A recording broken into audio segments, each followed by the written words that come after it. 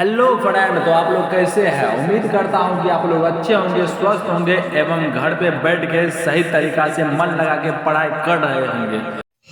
देखिए, आज हम लोग जो पढ़ने जा रहे हैं चैप्टर, ये बिहार बोर्ड 12th क्लास का पहला चैप्टर है हिंदी का, जिसका नाम है बातचीत। और इसके जो कवि हैं, इसका नाम है बालकृष्ण भट्ट। तो सबसे पहले हम लोग बालकृष्ण भट्ट की जीवनी पढ़ेंगे। बालकृष्ण भट्ट के बारे में जो विवरण दिया है हमारे किताब में, हम उसको पढ़ेंगे। ठीक है, तो चलिए जरा हम शुरुआत करते हैं। तो देखिए, बालकृष्ण भट्ट साहब का जन्म कब हुआ था, तो ये हमें याद करना है 23 जून 1844। और मृत्यु कब हुआ था, तो 20 जुलाई। हमें इसे याद कैसे करना है, याद ऐसे करना है कि 44-14 1844 में जन्मे थे और 1914 में। याद करने का सबसे बड़ा स्कूल है। तो याद करने के लिए हमारे पास टेक्निक होना चाहिए, ट्रिक होना चाहिए। ट्रिक यही है कि जन्मे थे कब, 44 में। 18 से तो याद ही रहेगा। 44 में मरे कब थे, 14।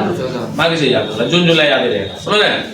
तो 44 और 14, अगर 44-14 याद है तो आपको ऑब्जेक्टिव में कभी गलती नहीं होगा। इस चीज को ध्यान रखना। उसके बाद ये इलाहाबाद उत्तर प्रदेश में जन्मे थे। कहां जन्मे थे, इलाहाबाद उत्तर प्रदेश में। माता का नाम क्या था जी, पार्वती देवी। माता का नाम पार्वती देवी और पिताजी का नाम बेनी प्रसाद भट्ट। याद रहेगा।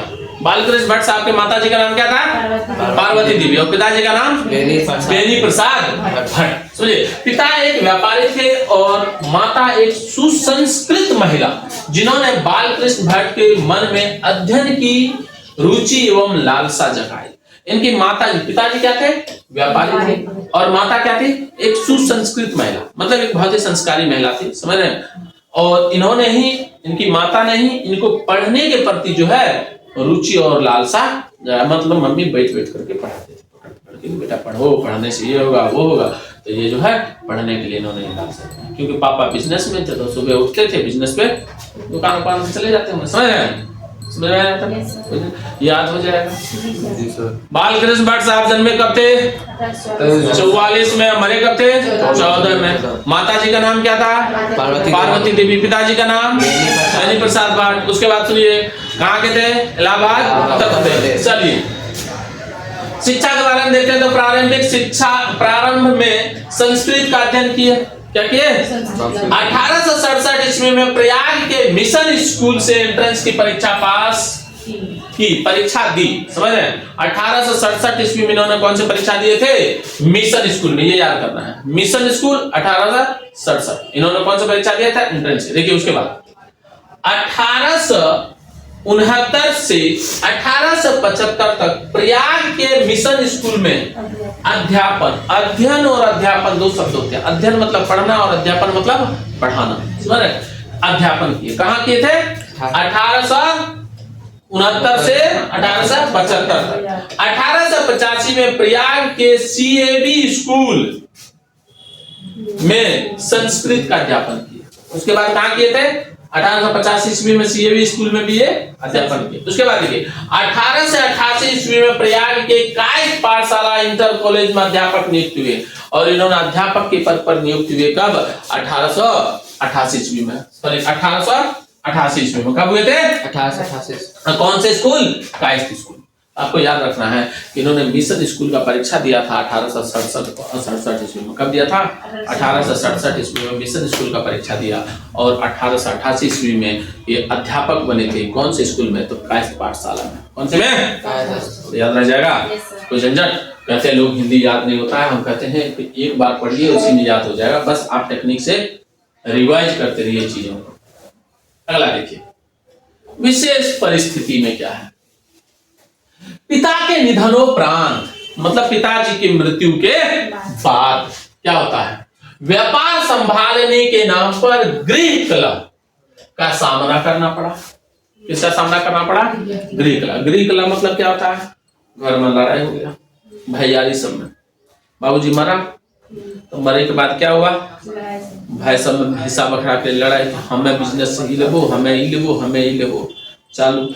तो उसी के बाद क्या हुआ, अब देखो ये बात तो लिखा नहीं, केस कास भी हुआ होगा, मार लड़ाई भी हुआ होगा भरपूर तरीके से। अब नहीं देखते गांव में जी, हिस्सा बखरा चालू। और हिस्सा बखरा चालू के बाद क्या होता है, पैतृक घर छोड़कर आर्थिक संकट से जूझते हुए हिम्मत से काम लिया और साहित्य के प्रति समर्पित रहे। घर छोड़ दिया इन्होंने।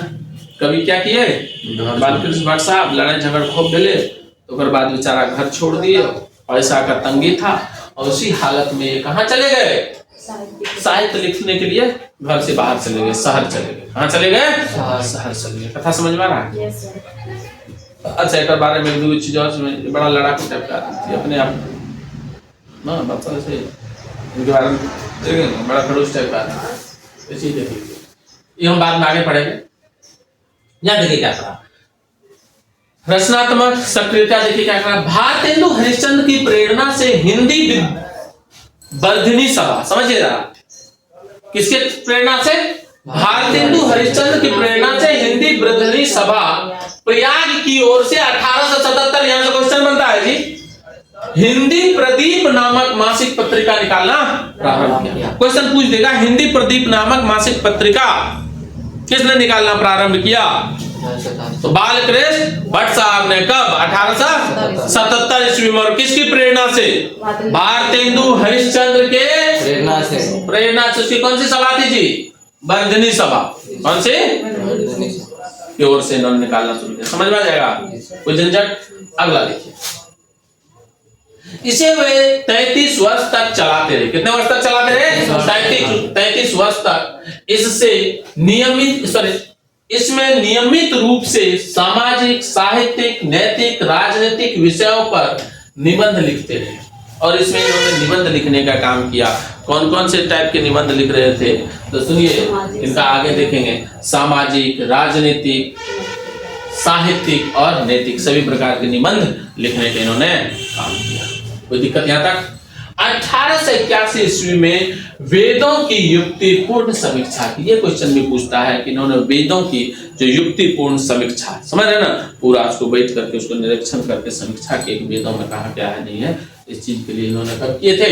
1881 ईस्वी में। और 1886 ईस्वी में बहुत चर्चित क्वेश्चन है, यहाँ से ध्यान दीजिएगा, ये बहुत ही चर्चित क्वेश्चन है, कई बार पूछा गया है कि लाला श्रीनिवास दास की संयोगिता स्वयंवर। कौन सा स्वयंवर है जी? संयोगिता स्वयंवर। देखिए, ये स्वयंवर वाला किताब इन्होंने भी लिखा है, वो आगे पढ़ेंगे। और ये भी ध्यान रखना है कि ये किसकी आलोचना किया था। तो 1886 ईस्वी में लाला श्रीनिवास दास, याद रखेंगे, लाला श्रीनिवास दास के संयोगिता स्वयंवर की कठोर आलोचना की। कर लेते चक्कर कोई आलोचना कर तो फेमस है, पहले जमाना में था। तो इन्होंने क्या किए कि संयोगिता स्वयंवर का क्या किए? भरपूर आलोचना करती है। समझ रहे? संयोगिता स्वयंवर किसका था? लाला श्रीनिवास दास। आगे देखिए, जीवन के अंतिम दिनों में हिंदी शब्दकोश के संपादन के लिए श्याम सुंदर दास, ये भी इंपॉर्टेंट क्वेश्चन है कि हिंदी शब्दकोश उनका समझ रहे ना, हिंदी वर्ड्स के जो, जैसे हिंदी का डिक्शनरी भी होता है, इंग्लिश का डिक्शनरी आप लोग जानते हैं, हिंदी का तो आप लोग खरीदते नहीं है। तो हिंदी के डिक्शनरी के निर्माण के लिए, समझ रहे हैं, इनको आमंत्रण भेजा था। किसने? श्याम सुंदर दास जी ने। वो काशी बुलाए थे, तो वहां पे एक हिंदी का डिक्शनरी बन रहा था, तो वहां पे बुलाया गया था। लेकिन ये वहां गए, समझ रहे, वहां गए, किंतु अच्छा व्यवहार न होने पर अलग व्यवहार इनका अच्छा नहीं था, या इनका लड़ाकू टाइप का आदमी थे, तो लड़ाई झगड़ा हुआ और वहां से ये क्या हुए? अलग हो गया, फिर ये अकेले रह गए। समझ रहे हैं? अगला इनकी रचनाएं को देख लेते हैं। रचनाएं बहुत है, लेकिन कुछ कुछ हमें जो है उपन्यास में से देख लेते हैं। उपन्यास याद ही रखना है। क्या नाम है? पहले याद है, रहस्य कथा। नूतन ब्रह्मचारी पूछा हुआ है, नूतन ब्रह्मचारी, 100 अजान 1 सुजान पूछा हुआ है। समझ रहे? सब याद कर लेंगे कि बालकृष्ण भट्ट साहब ने नूतन ब्रह्मचारी, 100 अजान 1 सुजान, गुप्त वैरी, रसातल यात्रा, उचित दक्षिणा और हमारी घड़ी, सद्भाव का अभाव, ये सब जो है इनका पूछा हुआ है। समझ रहे?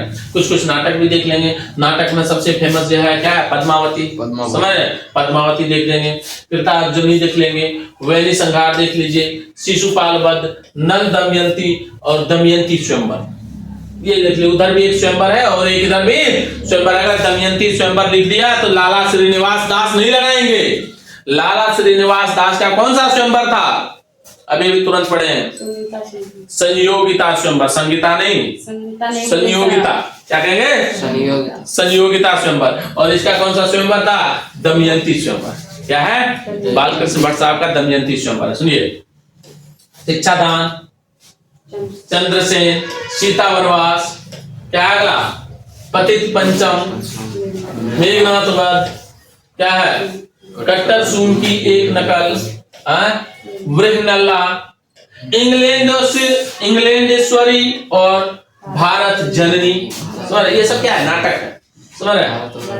भारतवर्ष और कली, दो दूरदेशी, एक रोगी और एक वैद, रेल का टिकट खेल, बाल विवाह आदि, ये सब क्या है? इनका नाटक। नाटक भी लिख लेंगे आप लोग। उसके बाद देखिए प्रहसन, दो ही है, तीन है, याद कर लेंगे। प्रहसन में क्या है? जैसा काम वैसा परिणाम। सुनिए, नई रोशनी का वेश, और क्या है? आचार विडंबन। ये ऐसे पूछता नहीं है, पूछता यहां से है। निबंध, निबंध में यह पूछता कि इन्होंने कितने निबंध लिखे हैं टोटल अभी तक अपने जीवन काल में। तो यहां से देख लीजिए, 1000 के आसपास निबंध, मतलब ध्यान रखिए यहाँ पे 1000 के आसपास। एग्जैक्ट डाटा 1000 लिखे, ये भी नहीं है, 1000 के आसपास। ऑप्शन आपको दे देता है इन्होंने कितने निबंध लिखे, 1001, 1002, 1004 या 1000 के आसपास। तो आपको कौन सा ऑप्शन लगाना है? 1000 के आसपास। समझ रहे? इन्होंने ऐसे लिखे। सुनिए, उसके बाद करा जिनमें 100 से ऊपर बहुत महत्वपूर्ण है, लगभग 100 के आसपास क्या है? बहुत महत्वपूर्ण। उसके बाद एक है भट्ट निबंधन माला, नाम से 2 खंडों में एक संग्रह प्रकाशित है। कोई दिक्कत यहाँ तक? ये क्लियर हो गया। इसके बाद आप देखिए थोड़ा सा बालकृष्ण भट्ट के जीवन के बारे में और भी चीजें हैं, यहाँ पे देख लेते हैं। उसके बाद हमारा चैप्टर शुरू हो जाएगा ना। बालकृष्ण भट्ट आधुनिक हिंदी गद्य के आदि निर्माताओं और नायक रचनाकारों में एक है। आदि निर्माता समझे, हिंदी का जो जन्म हुआ था, जबकि हिंदी चल रहा था अपने शुरुआती फेज में, उस टाइम में इनका बहुत बड़ा योगदान रहा। किसका? बालकृष्ण भट्ट का। इसलिए इसे कहा गया है क्या? आदि निर्माता। हिंदी गद्य, हिंदी साहित्य के आदि निर्माता इन्हें कहा गया। आदि निर्माता और नायक रचनाकारों में एक है। समझ, उन्होंने बहुत बड़ा योगदान इनका है। वे भारतेंदु युग के प्रमुख साहित्यकारों में से हैं। वे कौन से किस युग में थे? बहुत बार क्वेश्चन पूछा गया है कि बालकृष्ण भट्ट किस युग के कवि थे। तो बालकृष्ण भट्ट किस युग के कवि थे? भारतेंदु युग। किस युग के? याद रहेगा। अच्छा, ऑनलाइन वाले बच्चों को जो चल रहा है कथा था, आप लोग देखते रहिए। अच्छा चल रहा है, समझ में आ रहा है? जी सर, एक बार रिवीजन कर ले, हो जाएगा सर वीडियो में रिवीजन। हाँ तो सबका हो जाएगा। बालकृष्ण भट्ट साहब सुनिए, कब जन्मे थे? 1844 में। 1844 में। 44-14 याद रखना जी। 1844 में जन्मे थे, 1914 में। 1844 में मरे 14 में नहीं, 1814 में, सॉरी 1844 में जन्मे, 1914 में मरे। तो कंफ्यूजन क्लियर रहेगा इसमें। उसके बाद ये कहाँ के थे? इलाहाबाद, उत्तर प्रदेश। उसके बाद इनके पिताजी का नाम बेनी प्रसाद भट्ट, माता जी का नाम पार्वती देवी। समझ रहे? इन्होंने जो 1867 ईस्वी में कौन से स्कूल का परीक्षा दिए थे? Mission school. कौन सा स्कूल? हमें याद हो गया, समझ रहे? Mission school. उसके बाद अगला क्या है? कौन से के अध्यापक बने थे? किस स्कूल के अध्यापक बने थे? कायस्थ पाठशाला के, 1888 ईस्वी में। समझ रहे? उसके बाद इन्होंने कौन सा पत्रिका निकाला था 1877 ईस्वी में? जल्दी बताइए। हिंदी प्रदीप, किताब में अंडरलाइन करिए, समझ रहे? तब ज्यादा फायदा होगा। हिंदी प्रदीप नामक पत्रिका इन्होंने 1867 ईस्वी में प्रकाशित किया था। समझ रहे? उसके बाद इन्होंने किसके किताब की आलोचना किया था? किसके किताब का आलोचना किया था? जल्दी बताइए। किताब का नाम क्या था? कौन सा स्वयंवर? संयोगिता स्वयंवर। किताब का क्या नाम था? संयोगिता स्वयंवर। संयोगिता स्वयंवर क्या किताब था? लाला श्रीनिवास दास। किसका था? लाला श्रीनिवास दास। उसके बाद अगला और एक लाइन कि इनको किसने शब्दकोश की रचना के लिए बुलाया था? काशी बुलाया था श्याम सुंदर लाल दास। श्याम सुंदर लाल दास ने इसे काशी बुलाया था हिंदी शब्दकोश की रचना के लिए, और जहां पे उनके बात बनी नहीं, लड़ाई झगड़ा करके भाग गए, अलग हो गए ना। समझ रहे? उसके बाद इन्होंने लगभग कितने निबंध लिखे थे? 1000 के आसपास निबंध लिखे थे। समझ रहे? इनकी किताब देख लेंगे, समझ रहे? सारे किताब का नाम हम देख लेंगे। उसके बाद इन्हें कौन से युग का कवि कहा जाता है? भारतेंदु युग के कवि कहे जाते हैं। वे हिंदी के प्रारंभिक युग के प्रमुख और महान पत्रकार, निबंधकार और हिंदी के आधुनिक आलोचना के प्रवर्तकों में अग्रगण्य है। समझ रहे? बहुत बड़े कवि, समझ रहे? ये कह रहे हैं आधुनिक हिंदी साहित्य के महान पत्रकार, महान निबंधकार और हिंदी की आलोचना, समझिए आलोचना मतलब आलोचना समझ रहे हैं, जो किताब की जो आलोचना करने के, इसके बहुत बड़े प्रवर्तक हैं आधुनिक युग का। समझ रहे हैं? उन्होंने आधुनिक हिंदी साहित्य को अपने प्रतिभाशाली जनधर्मी, क्या कह रहे हैं? प्रतिभाशाली जनधर्मी व्यक्तित्व और लेख से एक नवीन धरातल, नवीन दिशा और नया रूप रंग मानस दिया। इन्होंने अपने संघर्ष मेहनत से, समझ रहे ना, क्या किया? एक नए रूप रंग और नया धरातल दिया। किसको? हिंदी साहित्य को। अगला देखिए, निश्चय ही इस महत्तर युगांतकारी कार्य में वे एकांकी नहीं थे।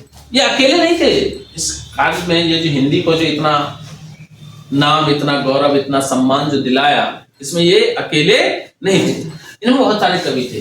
तो स्वयं भारतेंदु हरिश्चंद्र भी थे इसमें, समझ रहे? उसके बाद क्या? प्रताप नारायण मिश्र, प्रेमधन, समझे, रामचंद्र गोस्वामी जैसे अनेक महान साहित्यकार उनके साथ थे। उस युग के बहुत सारे महान कवि थे, समझ रहे?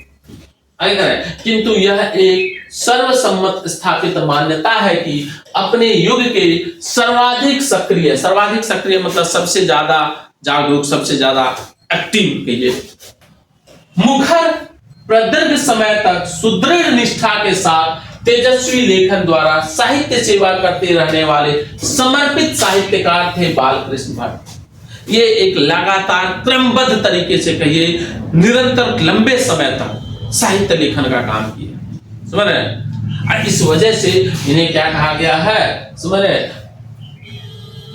जो इस युग के हिंदी के जो गद्य युग के क्या कहा गया? शुरू में हम पढ़े थे प्रवर्तक। क्या कहा गया है? हिंदी गद्य के महान प्रवर्तक कहा गया है। समझ में आ रहा है? कथा चल रहा है सही? भारतीय हिंदू युग के 2-3 प्रमुख साहित्यकारों में एक, जिनके अनवरत लेखन से भारतेंदु युग का रचनात्मक युग व्यक्तित्व निर्मित हुआ। सुनिए, ये कथा है, ये पढ़ना जरूरी है, थोड़ा सा पढ़ लेंगे, इसमें ज्यादा क्वेश्चन नहीं बनता है, लेकिन हमें इसको पढ़ना है। आगे के द्विवेदी युग का मूलाधार निर्मित हो सका। सुनिए, भारतेंदु युग के बाद कौन सा युग आता है? द्विवेदी युग। अब क्या करा? भारतेंदु युग के 2-3 प्रमुख साहित्यकारों में एक है, कौन? बालकृष्ण भट्ट साहब। समझ? एक पूरा युग कहिए जिस युग में बहुत सारे कवि हुए, लेकिन उसमें कौन से महान कवि हैं? बालकृष्ण भट्ट साहब। जैसे अभी के युग के जो महान कवि कहे जाते हैं हिंदी के, किसे कहा जाते हैं? कुमार विश्वास साहब हिंदी के महान कवि हैं वो।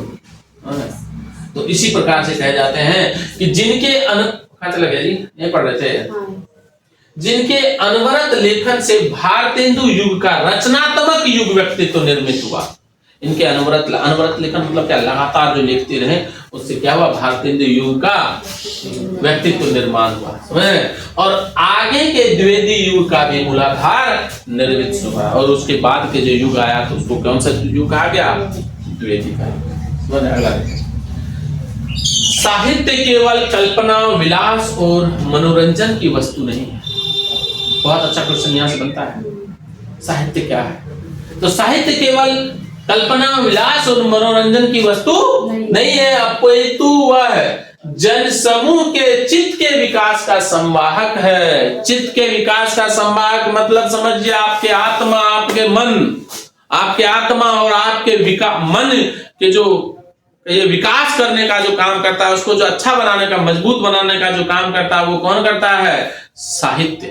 जो लोग साहित्य से जुड़े हुए हैं, जो साहित्य को पढ़ते हैं, आप समझ लीजिए कि आपका जो चित्त है, आपका जो मन है, वो क्या हो जाएगा? विकसित हो जाएगा। तो इसलिए हमें साहित्य को पढ़ना चाहिए। मैं नहीं कर रहा हूं, कभी भी कर रहे हैं, समझ रहे हैं? ऐसा नहीं कि हम पढ़ाने के लिए आपको कर रहे हैं, कभी कर रहे हैं। क्या कर रहे हैं? तो ये साहित्य केवल कल्पना, विलास और मनोरंजन की वस्तु नहीं है, या अपितु क्या है? जन समूह के चित्त के विकास का संवाहक है, समझ रहे हैं। अगला देखिए, और जन संस्कृति के विकास का मूर्त वाण्डमय उत्पाद है। और जो हमारा जो जन संस्कृति है, हमारे जो समाज का जो संस्कृति है, उसका ये क्या है, उत्पाद है। आइए बस 5 मिनट दे दीजिए ना, बैठिए कोई बात नहीं। सुनिए, जो गहन लोक संप्रति से उपजता और दिशा पाता है।